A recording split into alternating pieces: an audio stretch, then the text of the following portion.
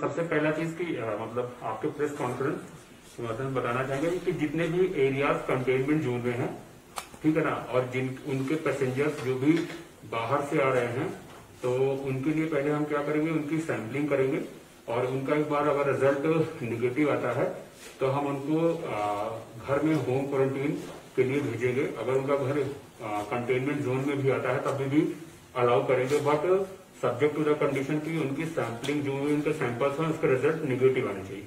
ठीक है, तो मतलब लोगों में बड़ा वो था कि कंटेनमेंट जोन में अलाउ नहीं कर रहे हैं, तो आई थिंक ये उनके लिए बिग रिलीफ है पहला। दूसरा, जब तक उनके सैंपल्स कलेक्ट होने होंगे, जब तक कलेक्ट करने होंगे हमें, तब तक वो हमारे जो डेजिग्नेटेड एडमिनिस्ट्रेटिव क्वारंटीन है जो हम चलाते हैं, जैसे Dharma centre, food craft institute, ITI का एक हमने पॉलिटेक्निक का हॉस्टल लिया है और डायट का कैंपस लिया है, तो उसमें वो रहेंगे। ठीक है ना, एडमिनिस्ट्रेटिव क्वारंटीन वो हो जाएगा।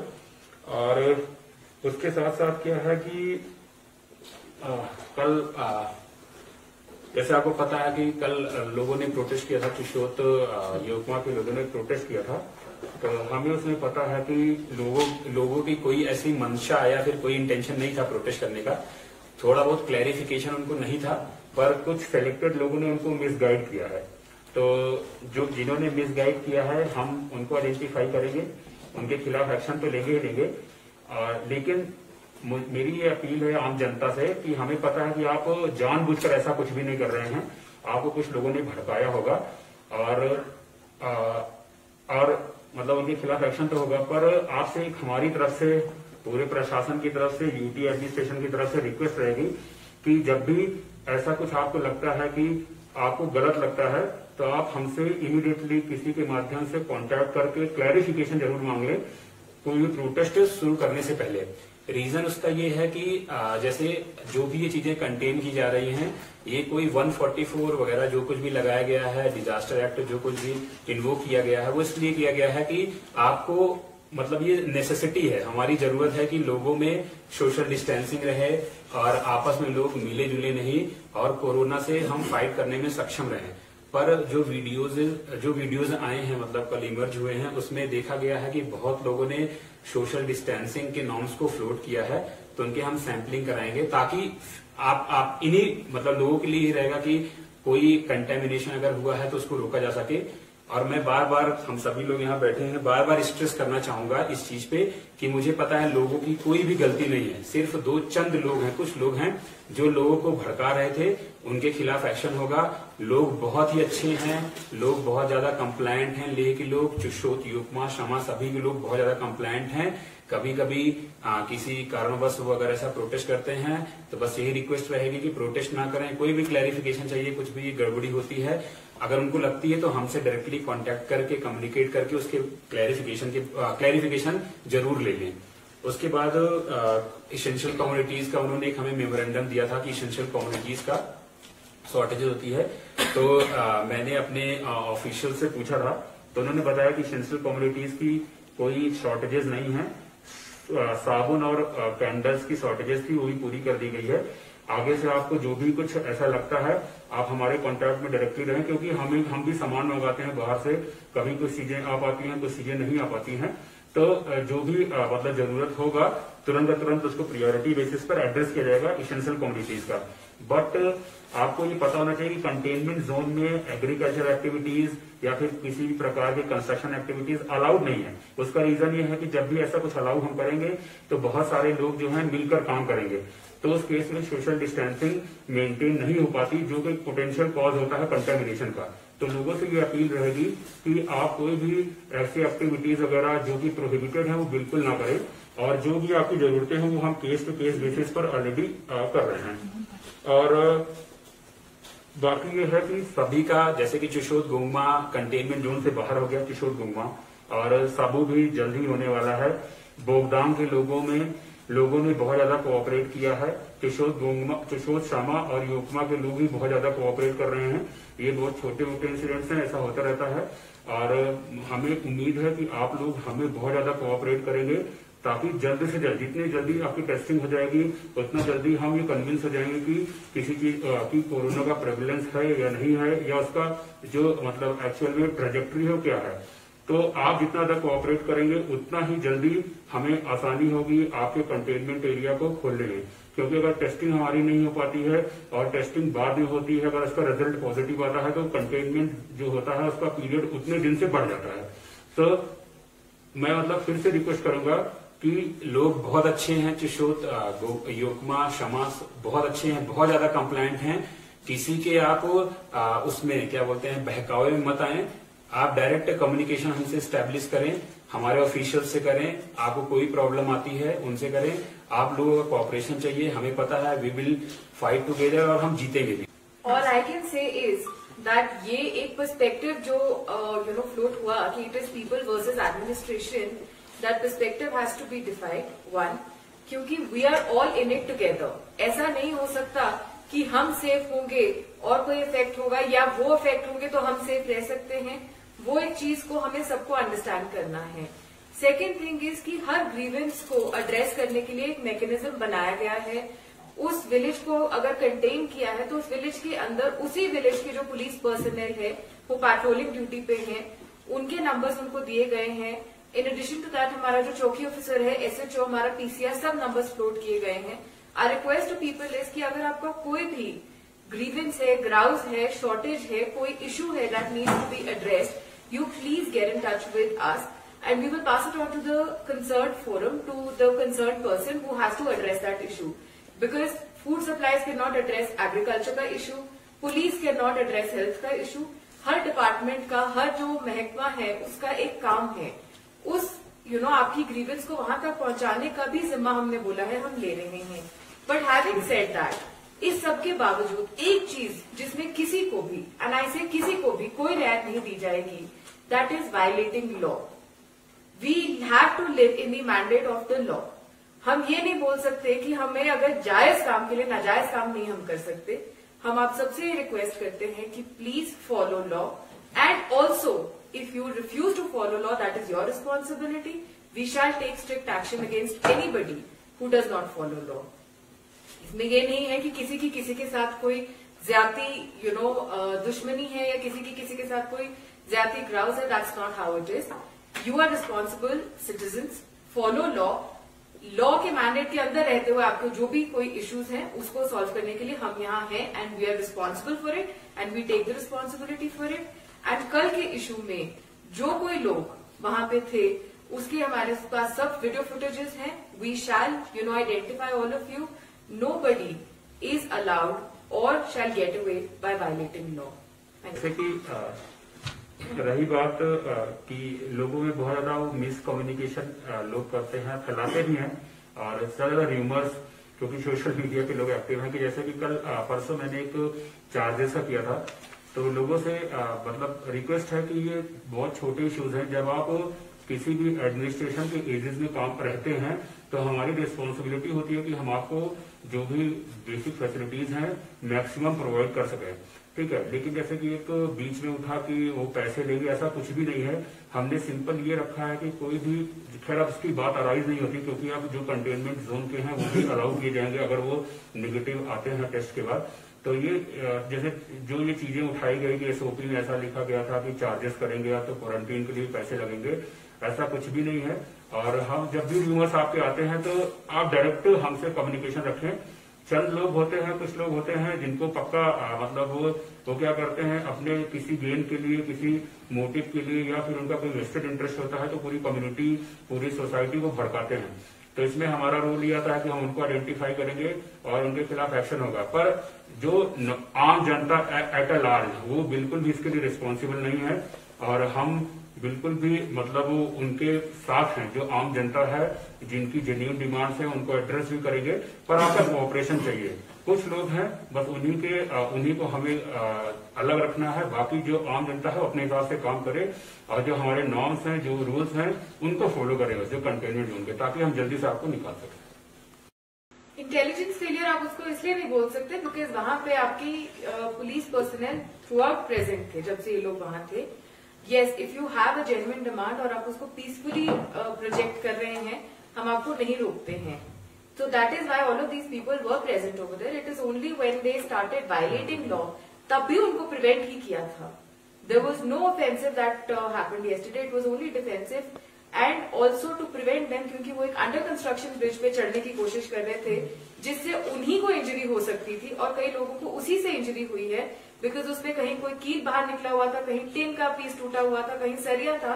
तो पुलिस ने थ्रू आउट यही एफर्ट किया कि आपको ना लगे, because you have to understand that we are not antagonistic to your interest और टू योर सेफ्टी.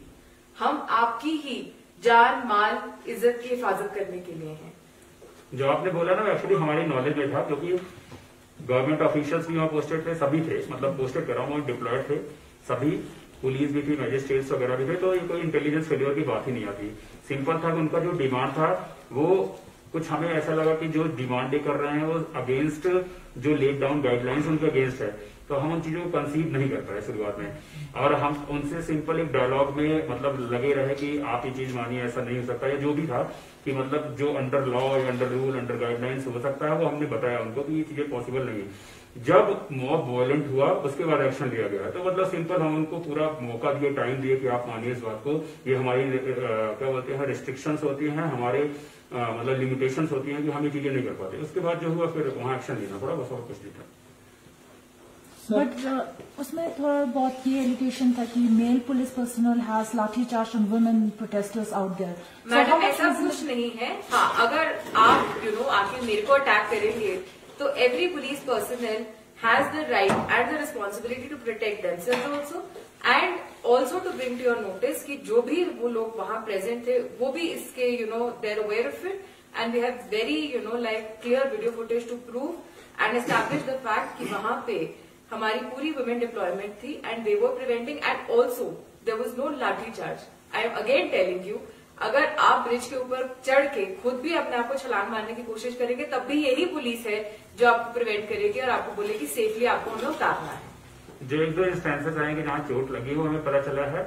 हमारी रिपोर्ट में भी आई कि not from police action, actually किसी का ब्रिज जो चोगलम सर वाला ब्रिज बन रहा था तो वहाँ आयरन रॉड जो है वो पैर में लगा है. तो ऐसे इंस्टेंसेस है, ना कि कोई पुलिस एक्शन का इशू. सर किसी के खिलाफ कोई एफआईआर वगैरह लगा कल की उसमें? जी बिल्कुल लगा है. 7 लोग हमारे नामजद हैं इस एफआईआर में. जी. FIR number 126 of 2020 in police station ले हमने 7 लोगों को नामजद किया है. बाकी लोग based on our evidence that we have collected from spot identify होंगे. मैम उनके सेक्शन क्या होगा इसका, मतलब एफआईआर की सेक्शंस मल्टीपल हैं. जैसे सोशल You have डिस्टेंसिंग का norms 147, you have 188, you have 323, you have 336, you have 51 DM Act. Sir regarding containment zone policy, इससे पहले जो फर्स्ट बैच आया था काफी हुआ था कि कंटेनमेंट जोन के अंदर हमें जाना है करके, तब वहां पे कुछ लोगों को शायद कंटेनमेंट जोन के अंदर भेजा गया था. फिर उसके बाद एडमिनिस्ट्रेशन कल आया था, क्वारंटीन का जो एक ऑर्डर निकला था सर, जिसमें payment basis. So don't you think sir like administration, district administration में भी काफी थोड़ा बहुत लैक्सेस रहा है इन सारी चीजों को, बिकॉज फर्स्ट बैच को अगर कंटेनमेंट जोन के अंदर एक ऑर्डर है तो it should be follow strictly. Sir madam ऐसा नहीं है, let me correct you there. कल का जो ऑर्डर था वो यही है कि बेसलाइन सुविधाएं आपको डिस्ट्रिक्ट एडमिनिस्ट्रेशन करेगी. अगर आपको उससे ऊपर की सहूलियात चाहिए तो उसके लिए you have to pay. But then after that why that after that एक प्रोटेस्ट आया, उसके बाद the amendment has been made. कुछ नहीं हुआ. आपने इसको तो कभी नोटिस नहीं किया कि पहला बैच कैसे क्यों गया. अभी भी जो बैचेस आएंगे वो भी जाएंगे आफ्टर टेस्टिंग, और जो पहला गया है उनमें मोस्टली पेशेंट्स थे, उनकी भी टेस्टिंग हम करा रहे हैं. क्योंकि हमारे पास जो भी लोग हैं 70 ईयर्स प्लस सिलिकोसिस के मोस्टली मरीज चुशोत के हैं जो बाहर जाते हैं ठंड के टाइम पे. दूसरे कुछ इसमें ऐसे भी लोग थे जो जिनको कंसिस्टेंट ऑक्सीजन की जरूरत थी. तो अगर सपोज कि जैसे हमारे क्वारंटीन एडमिनिस्ट्रेटिव क्वारंटीन में हम ये चीजें करते हैं तो हो सकता है कि उनको इतना सुविधाएं पहुंचाना पॉसिबल ना हो, इसलिए हमको होम में भेजना पड़ा कि वहां घर वाले ज्यादा अच्छे से कर सकते हैं. और आज के बाद भी जितने भी लोग बाहर के आए वो भी जाएंगे आफ्टर टेस्टिंग. तो कोई आई थिंक कोई डिफरेंस नहीं हुआ. और आप जैसे कह रहे हैं कि मैडम ने जैसे बताया कि आप कह रहे हैं कि पैसा पेमेंट बेसिस पे, तो मैडम ने आपको बताया और आपको पढ़ना भी चाहिए. उसमें यही लिखा है पहले जो अपने रिलेटिव के यहाँ रहे, जो वहां नहीं रहना चाहते वो एडमिनिस्ट्रेटिव क्वारंटीन में रहेंगे, जो हम रन कराते हैं फ्री ऑफ कॉस्ट. अगर कुछ लोग होता है कि नहीं हमें यहाँ नहीं रहना है, हमें कहीं होटल्स में शिफ्ट करें, तो उनको अपना पेमेंट बेसिस पर करें, कोई इशू नहीं है. सारे रेगुलेशन हमारे फॉलो करें. चॉइस आपके पास है. You have a choice to stay with your relative. You are very correct as far as this particular process is concerned. But this is being presented to the public. अब इतने पैसे आने के बावजूद हमें से पैसे वसूल के फिर क्वारंटाइन में रखना है। देखिए वही हम बोलते हैं कि उस नैरेटिव को सेट स्ट्रेट करने में आपका और हमारा जो कोऑपरेशन है वो बहुत जरूरी है।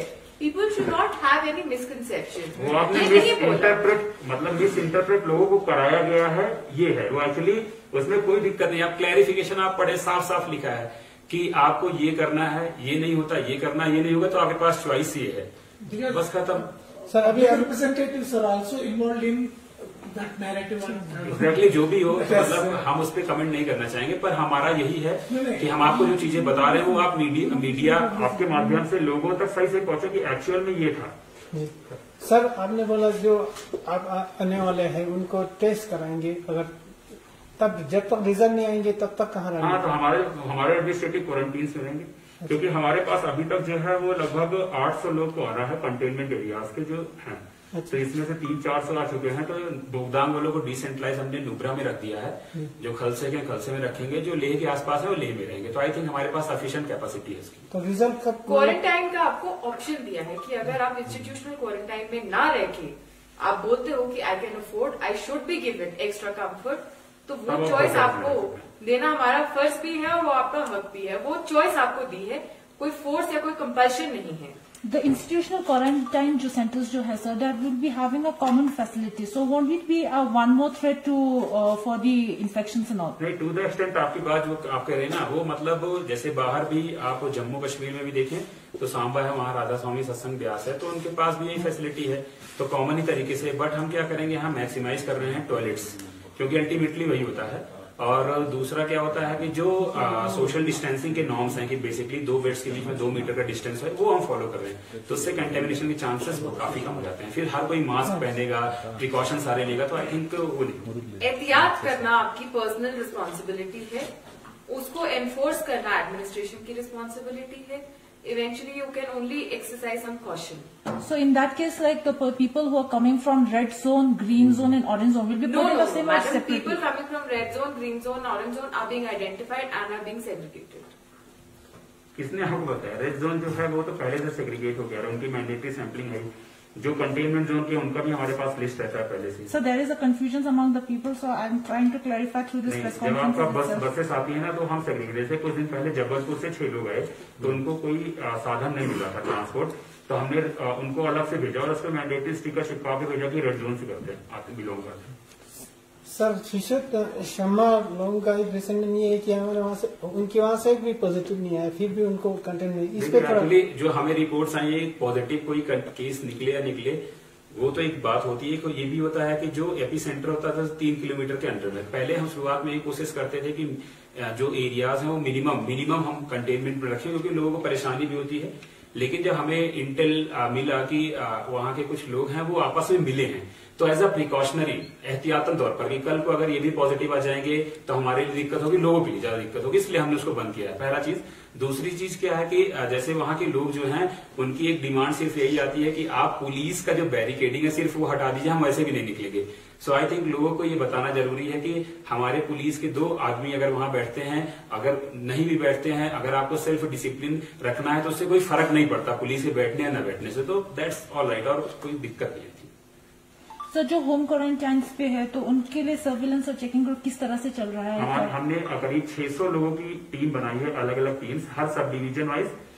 पुलिस की भी एक टीम कल ऑर्डर हुआ है, तो हमारा क्या कहते हैं वो एक तो पहला आरोग्य सेतु आया था, दूसरा हमारा क्वारंटीन वाला आया था, तीसरा हमारी जो टीम्स है मैनुअली चेक करती है रैंडम दिन में 3 बार, जो चेक करते हैं कि वास्तव में घर को मिला नहीं। उस टीम में सबसे बड़ा क्या है, आपके पास सोसाइटल प्रेशर है तो नंबरदार को रखा है और जो रिप्रेजेंटेटिव्स हैं वहां के उनको रखा है।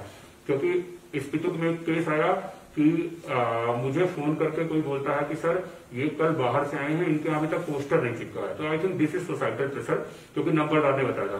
पुलिस की टीम है, मेडिकल की टीम जो सर्विलांस करने जाती है, तो इस हिसाब से चेकिंग करती है। सर अगर कोई वायलेट करके उसको बाहर निकाला है तो उसको क्या सजा होगा? सिंपल जो डिजास्टर एक्ट में सेक्शन 50 मैडम 12 बताती हैं उसमें होगा, और ample legal provisions to try these people under law.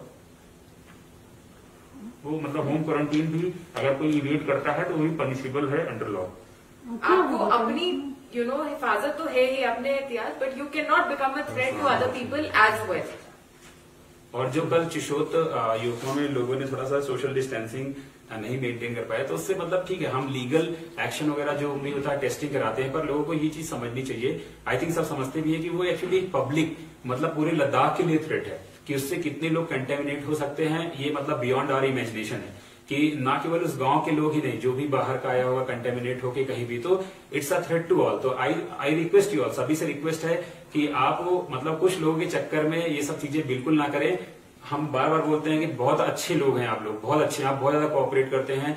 Thankful to गोंगमा के लोगों को, मतलब तहे दिल से शुक्रिया, गोगदान के लोगों को, शबू की बहुत अच्छे लोग, अचीना थान के लोग, उन्होंने पूरा फॉलो किया। तो आई थिंक सेम हम भी यहाँ एक्सपेक्ट करते हैं, और होगा भी, मिलेगा भी लोगों से, बट कुछ लोगों के चक्कर में ना करें। बार बार हम इसीलिए करते हैं कि आप सब कुछ सही करते हैं, लेकिन एक छोटी सी गलती कितना कुछ डिजास्टर कर सकती है, डैमेज कर सकती है, वो नहीं ऐसा। आप कंटेनमेंट एरिया का जो दायरा है उसको वायलेट करके चुगलमसर जंपा पे आके एक और एरिया को कंटेमिनेट अगर करने की कोशिश करेंगे, तो वो लीगली तो है ही है, बट आई पर्सनली बिलीव कि morally ethically also it is not acceptable that आपको अगर अपने आप के लिए एहतियात है, you are also responsible to ensure the same kind of safety for other people as well.